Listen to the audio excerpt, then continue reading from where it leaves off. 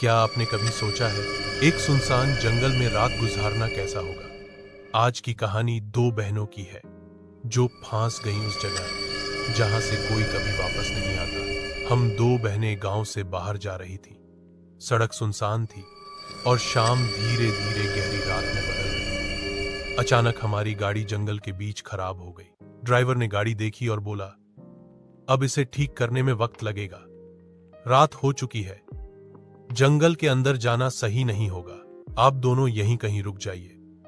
उसकी बात सुनकर हमारे रोंगटे खड़े हो गए, लेकिन मजबूरी थी, इसलिए हम पैदल निकल पड़ी। चारों तरफ घना अंधेरा, पेड़ों की अजीब सरसराहट और झींगुरों की आवाजें गूंज रही थी। चलते चलते हमें एक पुराना टूटा फूटा घर दिखाई दिया।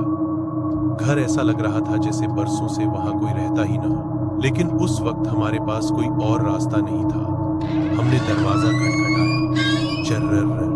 दरवाजा धीरे धीरे खुला और सामने खड़ी थी एक बूढ़ी औरत। उसका चेहरा झुर्रियों से भरा, आंखें लाल और भयानक। उसने अजीब मुस्कान के साथ कहा, आओ बेटियों, एक रात ही तो है, यहीं रुक जाओ।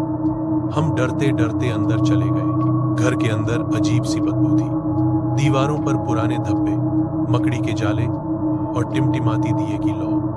हमारे लिए उसने एक छोटा कमरा खोला और बोली, आराम करो, सुबह होते ही निकल जाना। हम दोनों खिड़की के पास बैठी बातें कर रही थी कि अचानक टक टक टक टक जैसे कोई जोर से दरवाजा पीट रहा हो। हम दोनों सिहर उठी। पहले सोचा नजरअंदाज कर दें, लेकिन आवाज बढ़ती गई। हमने खिड़की से बाहर झांका, वहां कुछ नहीं था, बस अंधेरा। लेकिन तभी पेड़ों के बीच से अजीब फुसफुसाहट आई, यहां जो आता है वो कभी वापस नहीं जाता। हम डर के मारे कांपने लगी। तभी कमरे का दरवाजा अपने आप चर्रर की आवाज के साथ खुल गया। बाहर वही बूढ़ी औरत खड़ी थी, लेकिन इस बार उसके चेहरे पर इंसानियत नहीं थी। उसकी आंखें खून जैसी लाल चमक रही थी। वह धीमी आवाज में बोली, तुम अब यहां मेहमान नहीं हो, तुम भी इस घर का हिस्सा बन चुकी हो। हम दोनों ने पूरी ताकत से चीख लगाई और भागने लगी। जंगल के अंधेरे में दौड़ते दौड़ते पता ही नहीं चला कि रास्ता कहाँ है। बस इतना याद है, उस घर से बाहर निकलते वक्त वही आवाज फिर गूंजी, जो यहाँ आता है वो कभी वापस नहीं जाता।